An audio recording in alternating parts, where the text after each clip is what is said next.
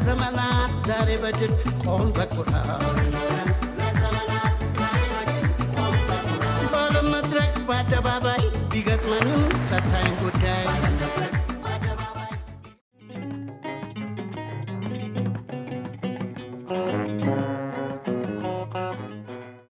ክቡር ፕሬዝዳንት ታዬ፣ ክቡር ጠቅላይ ሚኒስትር አብይ አህመድ፣ ክብርት ቀዳማዊት እመቤት፣ በመጀመሪያ ከስንት ጊዜ ከጽሁፍ ከትንታኔ በእውቀት ላይ የተመሰረተ ማለት ነው ከራቅም በኋላ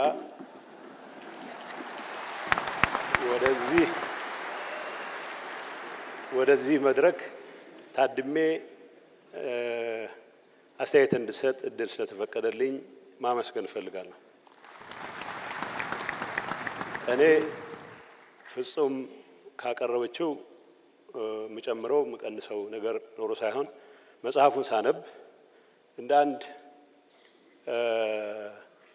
የኢትዮጵያ ማስተዳደሪያ ላይ ያለ ሰው ህልሙን መሬት ላይ ምን መፈጠር እንደሚፈልግ እንዳስቀመጠበት ፍኖተ ካርታ ያለኝን ኢምፕሬሽን ያለኝን አስተያየት ለመግለጽ ነው።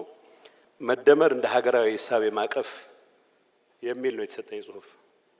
መጽሐፉን ሳነብ ከመጀመሪያ እስከ መጨረሻ በእኔ እምነት አገሪቱ አሏት የሚላቸውን ችግሮች በደንብ የዳሰሰ ችግሮቹ መዳሰስ ብቻ ሳይሆን መፍትሄ አቅጣጫዎችን የጠቆመ ወደፊት እስካሁን እየተሰራባቸው የመጡ ጉዳዮች እንደተጠበቁ ሆነው ወደ ፖሊሲ ማዕቀፍ ሊሸረፉ የሚችሉ ሀሳቦች እንደተጠበቁ ሆነው በማመላከት ደረጃ ግን ብዙዎቹን ችግሮች በዝርዝር የዳሰሰ መፍትሄዎቹን የጠቆመ እስከሆነ ድረስ ይቅር በመጽሐፍ መልክ ተደራጅቶ ወጥቶና ፓርላማ መክፈቻ በሚሰጡ ንግግሮችም ጭምር በእንደዚህ አይነት ደረጃ ጊዜ ተወስዶ ልንወያይበት የሚገባ ትልቅ ዶክመንት ስለሆነ ይሄንን ከንግግር በዘለለ ወደ ጽሁፍ ቀይረው ያቀረቡልን ጠቅላይ ሚኒስትር ማመስገን እፈልጋለሁ። መደመር መጽሐፍ የመጀመሪያውን አንብቤያለሁ። የመጀመሪያውን ሳነበው አቃቂር ለማውጣት ያነበብኩት ስለሆነ አቃቂሩንም በወጉ ኮሚኒኬት ሳላረግ በተፈጠረው ችግር ምክንያት የሆነው ነው። ቢያንስ በዚህ መድረክ እርግጠኛ ሆኜ መናገር ባልችልም ከአምስቱ ትውልዶች የትኛው እንዳልሆንኩ ብቻ በዚህ አጋጣሚ መናገር እችላለሁ። የትኛው እንደሆንኩ እርግጠኛ አይደለሁም። የተቸነከረው የሚባለው ውስጥ ግን እንዳልሆንኩ በጣም እርግጠኛ ነኝ።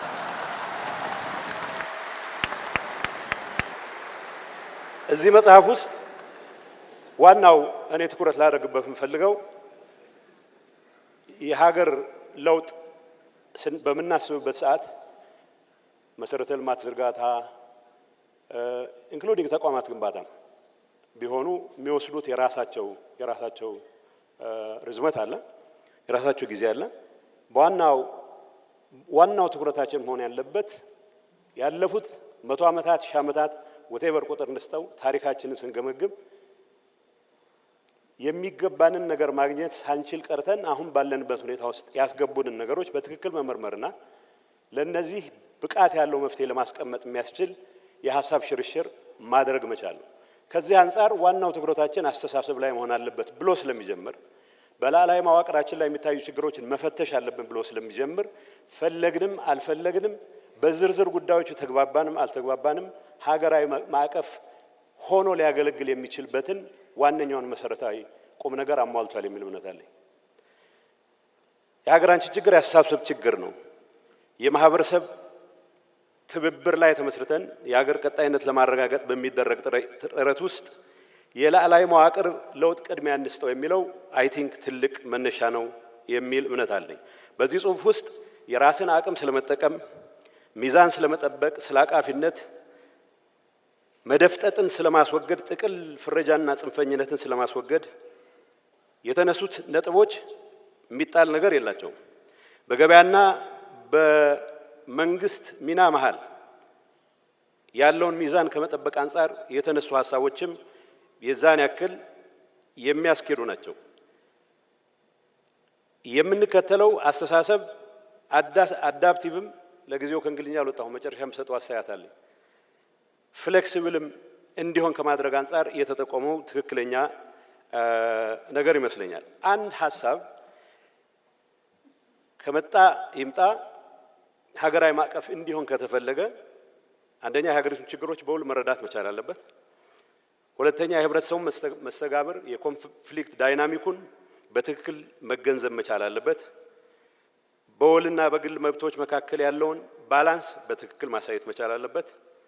የጋራ እሴቶችና የፔሪፌሪ ስሜት የወለዱ ጉዳዮችን በትክክል ነቅሶ ማውጣት መቻል አለበት። ሁሉንም የኢኮኖሚ ዘርፎች በትክክል ተረድቶ ወደ ፖሊሲ ማዕቀፍ አሳታፊ በሆነ መልኩ ለማውረድ የሚያስችል ዝግጁነት ማሳየት መቻል አለበት። በመንግስትና በግሉ ዘርፍ የተናጠልም የትብብርም ኃላፊነቱ ላይ በግልጽ ማስቀመጥ መቻል የኢትዮጵያን የሥራ ባህል የኢትዮጵያውያንን የሥራ ባህል ግምት ባስገባ መልኩ ይህንን ለማሻሻል የሚያስችሉ ነገሮች መጠቆም መቻል አለበት። በዚህ እኔ ማስቀመጥኳቸው መዘርዝሮች ሲታይ መጽሐፉ እነዚህን ነገሮች እስካሟላ ድረስ ሀገራዊ ማዕቀፍ ሆኖ የማያገለግልበት ምክንያት የለም ብዬ መግለጽ እፈልጋለሁ። ቀደም እንደተባለው በመጽሐፉ ውስጥ በተደጋጋሚ ጸሐፊው እንደገለጹት የአንድ ሐሳብ የመጨረሻ አዋጭነት የሚረጋገጠው መሬት ላይ አይደንቲፋይ ያደረጋቸውን ችግሮች ለመፍታት የሚያስችል የፖሊሲ ማዕቀፍ የህግ ማዕቀፍ ተግባራዊ ማድረግ ሲችል ነው። ህልሞቻችንና ሐሳቦቻችን የሚወስዱን ርቀት እንደተጠበቀ ሆኖ በተደጋጋሚ ኢቭን ሰክሰስ በታየባቸው ኤሪያዎች ላይ ያሉ ቻሌንጆችን መጽሐፉት ሲገለጽ በግልጽ እንደሚቀመጠው ከባህላችን ከተቋማቶቻችን ድክመት ከታሪካችን የሚቀዱ በርካታ የሚያሰናክሉ ነገሮች አሉ። እነዚህ ላይ ትኩረት አድርገን እንድንሰራ ከሆነ ተቋማት ስንገነባ ተቋማት በመገንባት ሂደት ውስጥ ፖሊሲዎች፣ ህጎች፣ አሰራሮች ይህንን ህልም ለማሳካት በሚያስችል መልኩ መስተካከል የሚችሉበት ሁኔታ መፍጠር ስንችል ነው። በዚህ ጽሁፍ ውስጥ እንደ ትልቅ መነሻም ምናልባት የኢትዮጵያ አንድ ትልቅ ፍኖተ ካርታ ነው ብለን እንድንወስድ አንድ ትልቅ መነሻ ያደረገው በአስተሳሰብ ላይ ትኩረት ማድረግ ብቻ ሳይሆን ቁጭትን እንደ መነሻ መጠቀሙን የአባይ ልጅ ውሃ ለምን ይጠማዋል ብሎ ነው የሚጀምረው። ውሃ ጠማው ተረቱን ረጅም ጊዜ ተጠቅመንበታል። ውሃ ለምን እንደጠማው ባልተረዳንበት ሁኔታ የአባይ ምንጭ ተቀይሮ ውሃ የሚሆንበት ወይ ጥማችን የሚያረካበት እድል ሊኖር ስለማይችል ይሄንን ብሎ መጀመሩ የችግሮቹን ዲስክራይብ ማድረግ አንድ ነገር ነው። ችግሮቻችን ዲስክራይብ በማድረግ በኩል ይነስም ይብዛም ሁሉም የራሱ መንገድ አለው።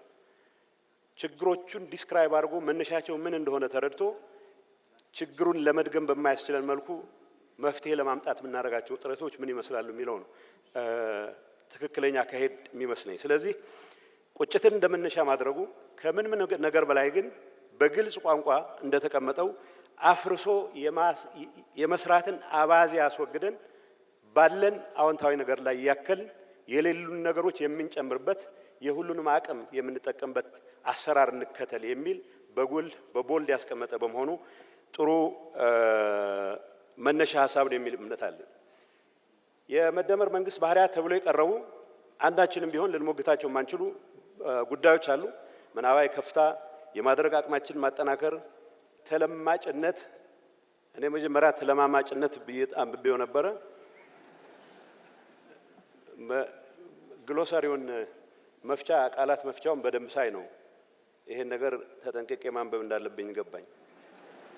ተለማጅነትም ተለማጭነትም የሚያስፈልጉን ኳሊቲዎች እንደሆኑ ፖለቲካችን ከማሸነፍ ንግዳችን ያሸነፈ ሁሉን የሚወስድበት ፖለቲካችን ያሸነፈ ሁሉን የሚወስድበት ፈረንጆቹ ዊነር ቴክ ኦል የሚሉት አደገኛ አካሄድም ስለሆነ መሸናነፍ ሳይጠበቅብን መጽሐፍ ውስጥ በግልጽ ተቀምጧል። ሁላችንም የምናጣበት አንዱ አጥቶ ሌላው የሚያገኝበት ሳይሆን ሁላችንም ልናገኝ የምንችልበት ሁኔታ ከመፍጠር አንፃር መቃኘት እንዳለበት መቀመጡ አይ ቲንክ ትክክለኛ ነገር ይመስለኛል። የኢኮኖሚ መዋቅራዊ ሽግግር መምራት አደጋን የሚቋቋም በገር ኢኮኖሚ መፍጠር የሚባሉት አንድ ነገር በሀገርነት እንዲቀጥል የተሻለ እድገት አረጋግጦ ሌሎች የደረሱበት ደረጃ ላይ ለመድረስ ብቻ ሳይሆን ኮምፒቲቲቭም ኮምፓራቲቭ አድቫንቴጅ ተጠቅሞ የተሻለ ደረጃ ላይ ለመድረስም የሚያስችለው አቅም የሚፈጥር ስለሆነ በሐሳብ ረገድ የሚወጣለት አለ ብዬ አልወስድም። እዚህ አስተሳሰብ ላይ ትኩረት ማድረግ አለብን፣ አስተሳሰብ ትግል ላይ ትኩረት ማድረግ አለብን የሚለው ላይ የተወሰነ ሪፍሌክሽንን መግለጽ ስለምፈልግ አንደኛ የዜሮ ሳም ፖለቲካ የዜሮ ድምር ፖለቲካን አሽቀንጥረን መጣል አለብን። በመጽሐፉ መጨረሻ ላይ የተቀመጡት የችግራችን ምክንያቶች ተብሎ አይደንቲፋይ ያደረጉት ችግሮች መረዳት ብቻ ሳይሆን እነሱን ለመፍታት የሚያስችል ዝግጁነት ተቋማዊ መዋቅራዊና ተቋማዊ ዝግጁነት መኖር መቻል አለበት። እዚህ ጉዳይ ውስጥ በመንግስት ስልጣን ለመክበር የሚያስብ አስተሳሰብ አሁንም ያልተሻገርናቸው መንግስት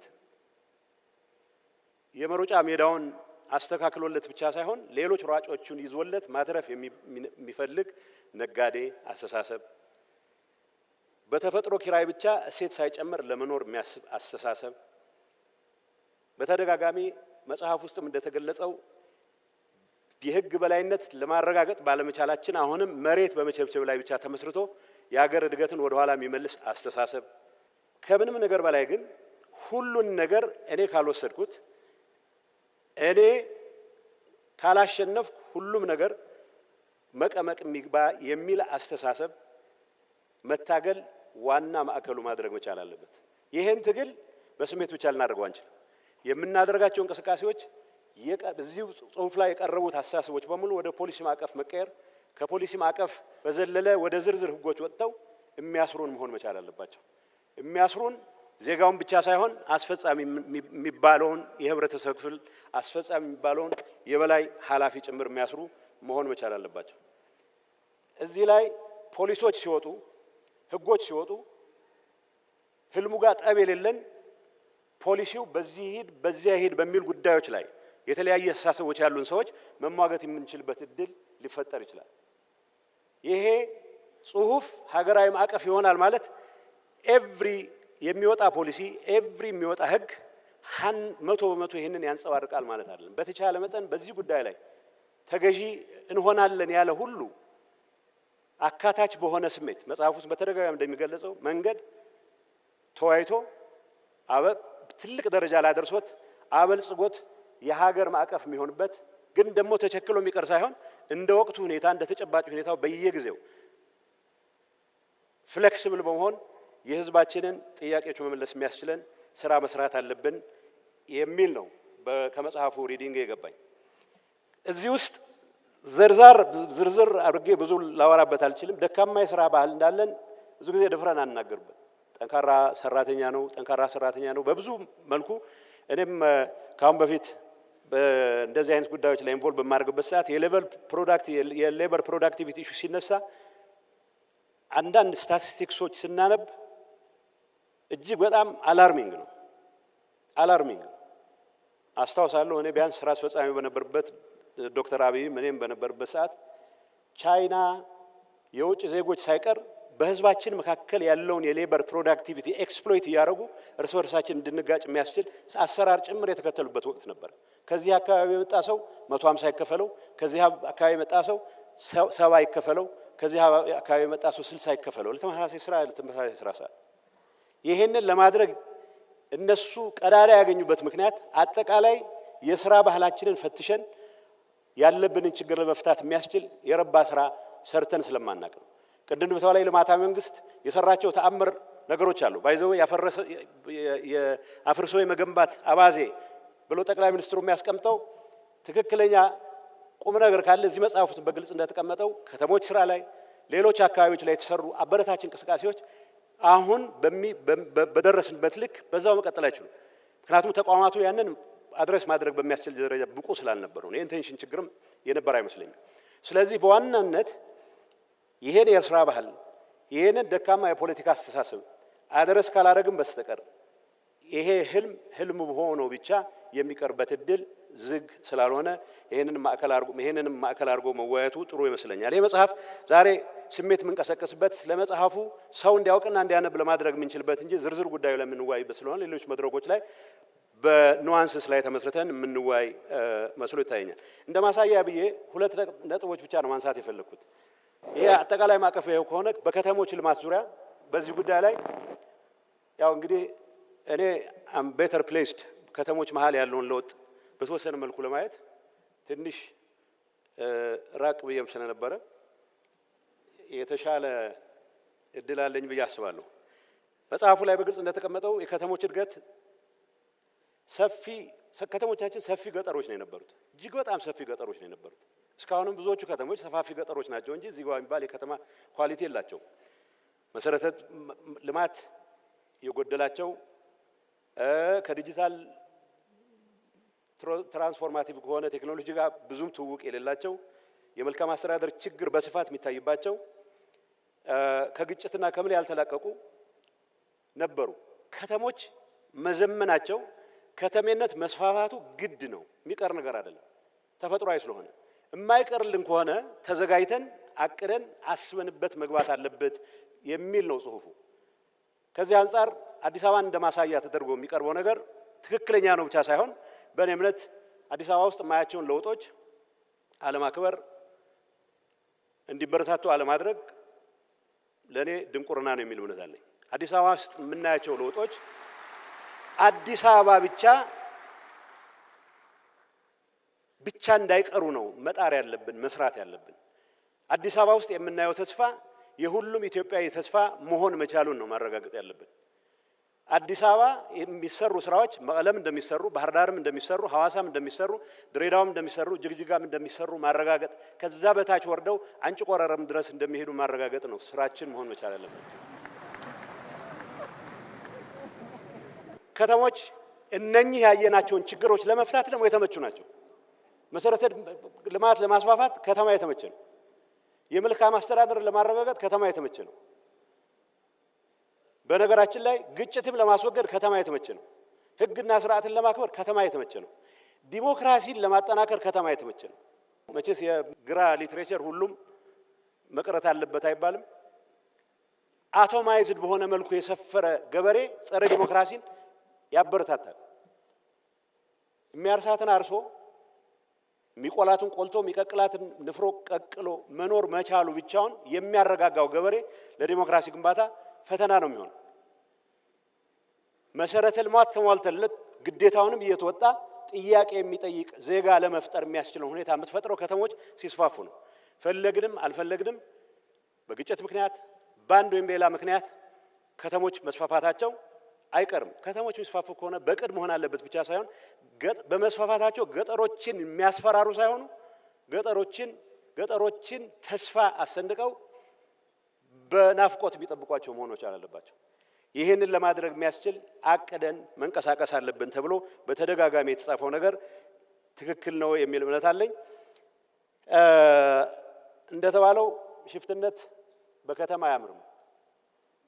ገጠር ትንንሽ መንደሮች የሞተ ኢንፍራስትራክቸር ሲበዛ ትንሽ ትልቅ የግል አጀንዳ ያለው ሁሉ ለመሸፈት የሚነሳበት እድል ይፈጥራል።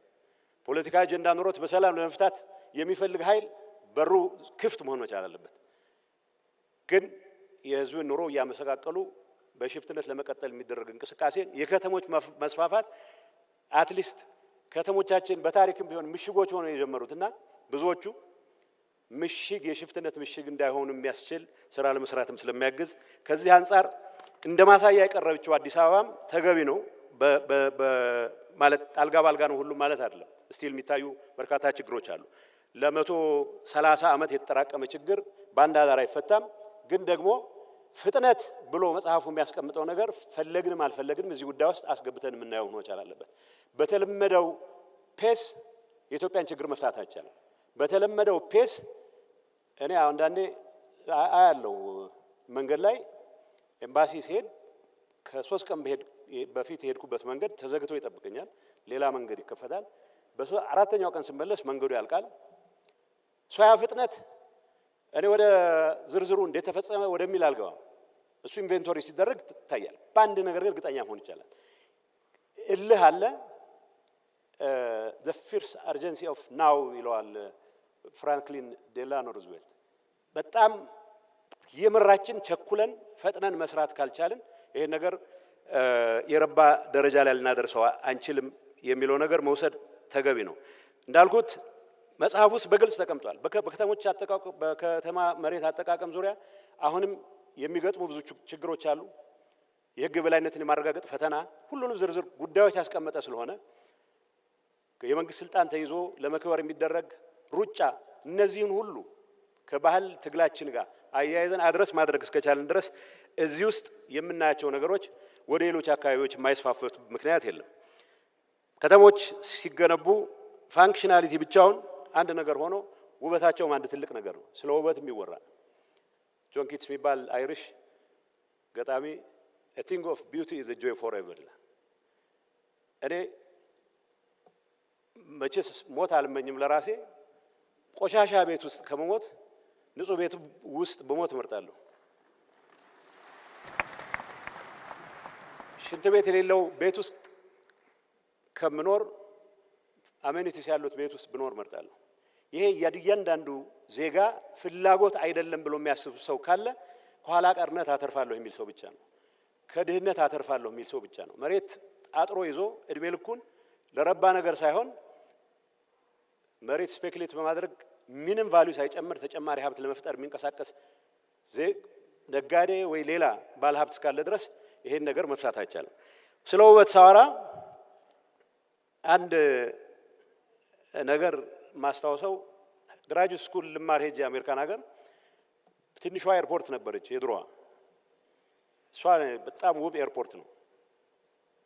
መጀመሪያ የተደናገርኩት ፍራንክፈርት፣ ሲንሲናቲ የሚባል ኦሃዮ ያለ ከተማ ትንሽ በዛ፣ ግን ደግሞ ኤርፖርት አይመስልም። ትልልቅ ቤቶች ስለሆነ የምታየው ኤርፖርት አልመሰለኝም። እኔ ኤርፖርት የሚመስለኝ እኛ ገብተን እና ወደ ሀገር ቤት ስመለስ ራይሻርድ ካፑቺንስኪ የሚባል የፖላንድ ጸሐፊ አለ። ኤምፐረር የሚል ፌመስ መጽሐፍ የጻፈ ነው። በአፄ ኃይለ ሥላሴ ላይ በጣም አሪፍ መጽሐፍ የጻፈ ነው እና ያኔ አንደር ሼድ ትሪ የሚል ጽሁፍ መጽሐፍ ጽፎ ነበር እና ስለ ኢትዮጵያ ሲያወራ ኢን ኢትዮጵያ ታይም ዳዝንት ኤግዚስት ይላል። ፒፕል ዱ ታይም ዳዝንት ኤግዚስት። ቀጠሮ ያለው ሰውዬ ጓደኛውን ካገኘ ቀጠሮውን ረስቶ እሱ አንድ የባህላችን አካል ነው። ስራ ነው ማዕከል የምናደርገው ወይስ ሰውን ማዕከል ማድረግ የራሱ ጥቅም አለው። ግን ሰው ማዕከል የምታደርገው ስራ ላይ ተመስርተህ ነው መሆን ያለበት። ግን አንዲት በጣም ያናደደኝ ጽሁፍ አውሮፕላን ውስጥ ነው የማነበው። አዲስ አበባ ደርት ኤርፖርት ነው። የደርት ማለት የአቧራማ ኤርፖርት ነው፣ ጨለማ ነው ናም ይላል። እኔ የአዲስ አበባ ትዝታዬ ለ2 ዓመት በጣም የደመቀ ከተማ ሆኖ ነው የተውኩት። ኤርፖርት ስገባ ተጸጸትኩ። ለምን ወቀስኩታል? አዲሱ ኤርፖርት ስራ ተጀምሮ ነበር። አዲሱ ማለት ያኔ አዲሱ ማለት ነው። አሁን ደግሞ ሌላ አዲስ ነው። የሆነ ቱሪስት ስለ ኢትዮጵያ የሚጽፈው ለዛውም ኢትዮጵያን የሚወድ ሰው ነው። ራይሻርድ ነፍሱን ይማረው በቅርቡ ጊዜ ሞቷል። አዲስ አበባን ኤርፖርት የገለጸበት ቋንቋ ከአዲስ አበባ ወጥተህ ሌላ ቦታ ምን የተሻለ ነገር ታገኛለህ? እንደዛ እዛው ያለ ተስፋ የሚያስቆርጥ ነው። ያችንም ቢሆን ለማሻሻል አውሮፕላን ማረፊያ ሲሰራ ሌላ ርቀት ሄደ። ለኔ ግን በራሴ ኤክስፒሪየንስ የታጠረ ቪዥን ስለነበረኝ አሜሪካም ሆኜ የአዲስ አበባ ኤርፖርት ድምቅ ያለ ነበር የሚመስለኝ። ከመጣው በኋላ አዲስ አበባ አሁን አንዳንዴ ውጭ ስወጣ አዲስ አበባ የሆነ የሄድኩባቸውን አካባቢዎች መምሰል የጀመረችበት ሁኔታ አለ። በሳይክል የሚንቀሳቀሱ ሰዎች፣ እርግጥ አንዳንዶቻችን ፍሬሽማን ሆነን ድራፍት የጀመርንባቸው ቤቶች ስለፈረሱ ቅሬታ ሊሰማን ይችላል። እንደ አጋጣሚ ሆኖ አንዱ ድራፍት ቤት አብሮት ላይብረሪ ሆኖ ስላየሁት ግን ያው ምንም ማድረግ አልችልም። እኔ ከጠቅላይ ሚኒስትሩ ጋር ያው ይቅርታ አድርጉልኝ አንተና እርሶ ብቀላቅል አንዳንድ ቦታዎች ለማየት እድሉ ገጥሞኛል። ያው እኔም እንደ ሀገሬ ቤተ መንግስት እየሰሩ ነው የሚል ወሬ ብዙ አላወራሁትም፣ ግን ተቀብየው ነበረ። ቤተ መንግስት እየሰሩ ነው ምን ያለ ሌላ ነገር ላይ ትኩረት ቢያደርግል ነበረ። እኔ ከዛ የሄድኩበት ቦታ ቤተ መንግስት አላየሁም። ትልቅ ከተማ ነው እየተሰራ ያለው። ሌሎቹ እስኪጸዱ ሳንጠብቅ እዚህ ውስጥ ሌሎች እስኪጸዱ ሌላ ሁሉ አሁን የጀመርነው እንደተባለው አፍርሶ እንገንባ ማለት ሳይሆን በሚሻሻሉ ይሻሻል። ሪፕሪዘርቭ የሚደረገው ፕሪዘርቭ ይደረግ። የህዝቡን መብት ባስከበረ መልኩ፣ የህዝቡን ተጠቃሚነት ባረጋገጠ መልኩ ኮንዶሚኒየሞቻችን ፌስሊፍት አድርገውም ጭምር የተሻሻሉ የመጡበት ሁኔታ አለ። አገልግሎቱ ጨምሩ። ይሄ ያየሁትን አዲስ ከተማ ሊፕፍሮግ ማድረግ የሚያስችልህ ቴክኖሎጂ እስክትለማመድ ሳይሆን ፈጥረህም አምጥተህም ተግባራዊ ልታደርግበት የምትችል ከሌሎቹ ትልልቅ አገሮች ከደረሱበት ደረጃ እኩል መጀመር የሚያስችል ስራ እየተሰራ ነው የሚል እምነት አለኝ በገባኝ ልክ። ይሄንን ማድረግ መቻል ማቀድ ይጠይቃል፣ መፍጠን ይጠይቃል። መጽሐፉም ስለ ፍጥነት የሚያወራው ይሄን አስቦ ይመስለኛል። የኔ ምክር ይሄ ፍጥነት አዲስ አበባ ላይ ብቻ ተቆጥቦ መቅረት የለበትም ነው። የዚህ ህልም ተጋሪ የሆኑ ሰዎች ባላበዛን ቁጥር የተወሰኑ ሰዎች ብቻ ባላቸው ህልም ላይ ተመስርቶ የሚመጣ ለውጥ እንዳልሆነ ታውቆ ይሄን ህልም መጋራት አንድ ነገር ሆኖ በተቻለ መጠን ግን ወደ ታች ሲወርድ አሳታፊ በሆነ መልኩ የህዝብን ጥቅም ባረጋገጠ መልኩ ሁሉንም ሊያካትት እንደሚችል መስራት አለብን የሚል ነገር ለማንሳት ነው። የአዲስ አበባ ከተማ ማያቸው አንዳንድ ህንጻዎች አዲስ የተሰሩ ህንጻዎች ወርክማንሺፕ ላይ የተለየ ኳሊቲ መፈጠር እንደጀመረ የሚያሳዩ ናቸው። የመጀመሪያ ያየሁት ሳይንስ ሚውዚየም ነው። አዲስ አበባ ውስጥ በሚሰሩ ህንጻዎች እንደዚህ አይነት ጥራት ያለው ነገር አያለሁ ብዬ አስቤ አላቅም። ኮንዶሚኒየሞቻችን ለማዳረስ ተብሎ እርግጥ የጭቃ ምርጎች ናቸው፣ ግን እንደዛ ሆኖ ቤት ከሌለው ቤት ሰው ቤት ያለው ይመረጣልና ጥሩ ነበር። አሁን በማያቸው ስራዎች ግን የስራዎች ጥራት እየተሻሻለ ወርክማንሺፕ እየጨመረ ወርክማንሺፕ መጨመሩ ሳይንሱ ኢንጂነሪንጉ በዓለም ላይ አንድ ነው። ግን የኢትዮጵያ መሐንዲስ የሚሰራው ህንጻና በተመሳሳይ ንድፍ የአሜሪካ መሐንዲስ የሚሰራው ህንጻ ለምን እንደሚላይ ግራ የሚገባ ወርክማንሺፕ ነው የሌለው። ይሄንን እያፍታታን የተማርን እንድንሄድ ከማድረግ አንጻር አዲስ አበባ ውስጥ መነሻ ማሳያም ስላደረጉት ነው ጠቅላይ ሚኒስትሩ። ግን አዲስ አበባ ላይ ብቻ መቅረት የለበትም። የሁላችንም ምኞት የሁላችንም ትግል መሆን መቻል አለበት። መፋጨት ካለብን እዚህ ላይ ብቻ ተወስኖ መቅረት የለበትም በሚል ነው። ተስፋን ለሁሉም ማሳየት እስከቻልን ድረስ ኢትዮጵያ ውስጥ ያሉ ግጭቶች በሰላም መፈታት መቻል አለባቸው። ትግራይን ጨምሮ ወደ ተሟላ ሰላም የምንመጣበት ሁኔታ ለመፍጠር በዚህ አጋጣሚ ክቡር ጠቅላይ ሚኒስትሩ የአንበሳውን ድርሻ ስለሚኖሩት ሁሉን ነገር እንደሚያደርጉ ተስፋ አለኝ። ከምንም ነገር በላይ ግን እነኚህን ተስፋዎች እያበዛን እንዳልኩት ብዙ የቦታዎች ተንቀሳቅሻለሁ። ጥሩ ነገሮች እንዲበዙ ያልተሰሩ እንዲሰሩ ከማድረግ የተሻለ ቅንነት የኢትዮጵያን ፖለቲካ ሊያስተካክል የሚችል አይመስለኝም። ስለዚህ ሁለተኛ ከእንትን አንፃር አሳጥረ የቱሪዝም እንማቀሩ ቱሪዝም በዓለም ላይ ጥቂት ሀገሮች ናቸው ሶስት መሰረታዊ ነገሮች አሟላሉ የሚባል ታሪክ፣ ተፈጥሮ፣ ባህል። ኢትዮጵያ ሁሉንም ኦልሞስት በሁሉም አካባቢ አሟልታለች። የኢትዮጵያ የሚመጣ ለመጎብኘት የሚመጣ ቱሪስት በብዛት ባክፓከር ነው። ባክፓከር ማለት ትንሽ ገንዘብ አሰባስቦ አድቬንቸር ለመስራት የሚመጣ እሱም ቢመጣ ችግር የለውም። ግን ሲመለስ የመጓጓዣ አጥቶ ብዙ ጊዜ ወደ ልመናም የሚመለሳል ባክፓከር። ኢትዮጵያን የሚያክል ትልቅ ተፈጥሮ ያለው አካባቢ አክሱም፣ ገርዓልታ፣ ሶፍ ዑመር ሁሉም ቦታዎች ጎርጎራ ሄጄ አላቅም የተሰሩ ቦታዎች ዓለም ባሌ ተራሮችን ለማየት ሁሉም ሰፍ በሚልበት አስታውሳለሁ። ገርዓልታ ጆርጅ ቡሽ ለማየት መጣ። ጆርጅ ቡሽ ጁኒየር ለ3 ቀን ለ4 ቀን ነበር። ግን ሎጅ ስለነበረ አካባቢው ማራኪ ስለነበረ በ3 ነው 4 ቀን አራዘሙ አስታውሳለሁ። 2011 ይመስለኛል። የቱሪስት ዴስቲኔሽን ባለመኖሩ ምክንያት የሁሉም ተፈጥሮ ምንም አይነት ገቢ የማያገኝበት ሁኔታ ተፈጥሮ ነው እድሜ ልክ ነው። ይሄንን ነገር ከማስተካከል አንፃር የተጀመሩ ስራዎች አበረታቾች ናቸው። እንደ ሀገራዊ ማቀፍ ኢትዮጵያን በሙሉ ለማስተሳሰር የሚያስችል ብቃት ካላቸው የኢኮኖሚ ሴክተሮች አንዱ ቱሪዝም ነው። ለቱሪዝም የሰጠነው ትኩረት እንዳለመታደል ሆኖ ብዙም ስላልነበረ ቱሪዝም ሚኒስትር ሲመደብ እንኳን እንደ ማርጂናል ቦታ ነው ይቆጠር የነበረው። ዶክተር አብይ ቀይረዋል የሚል ተስፋ አለኝ። በዚህ ጉዳይ ላይ እየታዩ ያሉ እንቅስቃሴዎች መበረታታት ያላቸው። ቱሪዝም የሚጀምረው ከቦሌ ነው። ቦሌ የአይን ቁስል የሆነበት ሰው ሌላ ቦታ ተደፋፍሮ የሚሄድበት እድል የለም። ይሄ ማለት ውበት ቦሌ ላይ ብቻ መቆም አለበት፣ ምቾት ቦሌ ላይ ብቻ መቆም አለበት አይደለም። አሁንም ወደ ሌሎች አካባቢዎች እንደሚሄድ አሳታፊ በሆነ መልኩ መሰራት መቻል አለብን። ለማንኛውም ለማጠቃለል ያክል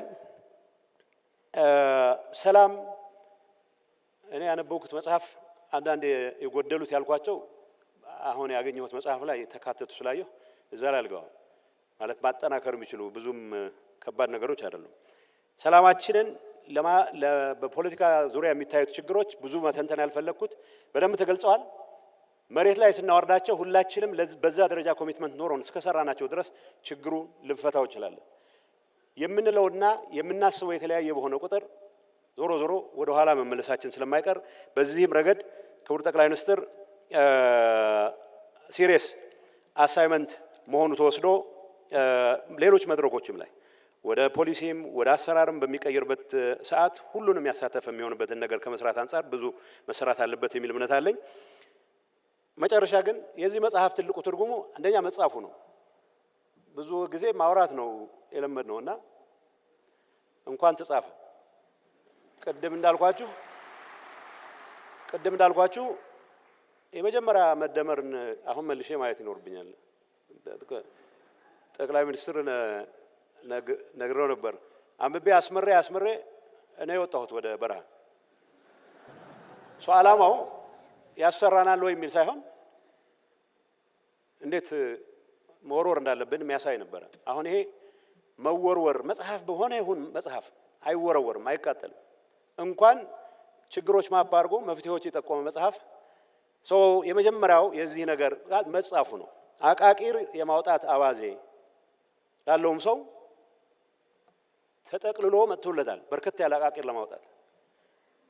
ስለዚህ መጻፉ እንዲነበብ እድል የፈጠረ ነው። ስለ ጻፉ ጠቅላይ ሚኒስትር አብይ በዚህ አጋጣሚ እንኳን ደስ ያለዎት ማለት እፈልጋለሁ።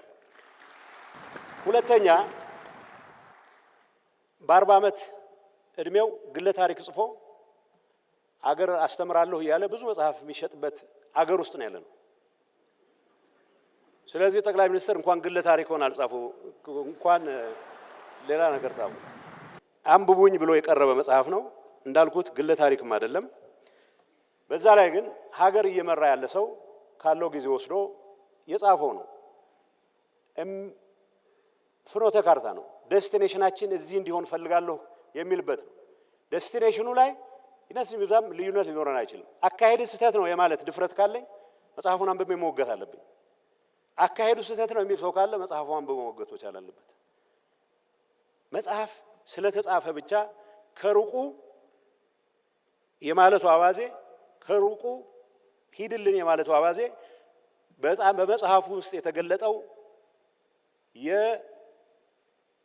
የፖለቲካ ባህላችን ኋላ ቀርነት የፈጠረው ችግር መሆኑንም ማውቀን ይህንን ለማስተካከል የሚያስችል እንደ አንድ ግብዓት መጠቀም መቻላል። ሁላችንም እንጻፍ፣ መጽሐፉን መሰረት አድርገን ክሪቲክ እንጻፍ። አስፈላጊ ከሆነ መጽሐፉ መነበብ አለበት የሚል እምነት አለኝ። አንዳንዴ ደግሞ እንግሊዝኛ በጣም ለሚቀድመን ሰዎች ብዙ የእንግሊዝኛ ኮንሰፕቶችን ወደ ጥሩ አማርኛው የመለሰ ስለሆነ አማርኛችን ፖሊሽ ለማድረግም ስለሚያግዘን ሁሉም ይሄን የሚሰማ መጽሐፉን ቢያነበው ብዬ ጥሪ ማድረግ ፈልጋለሁ። አሁንም ደጋግሜ እንኳን መጽሐፍ ለመጻፍ አበቃዎት ማለት ፈልጋለሁ። የጎደሉትን መጽሐፍት አይቼ ሌላ ጊዜ በግል አስተያየቴን ለመስጠት ሞክራለሁ። አመሰግናለሁ።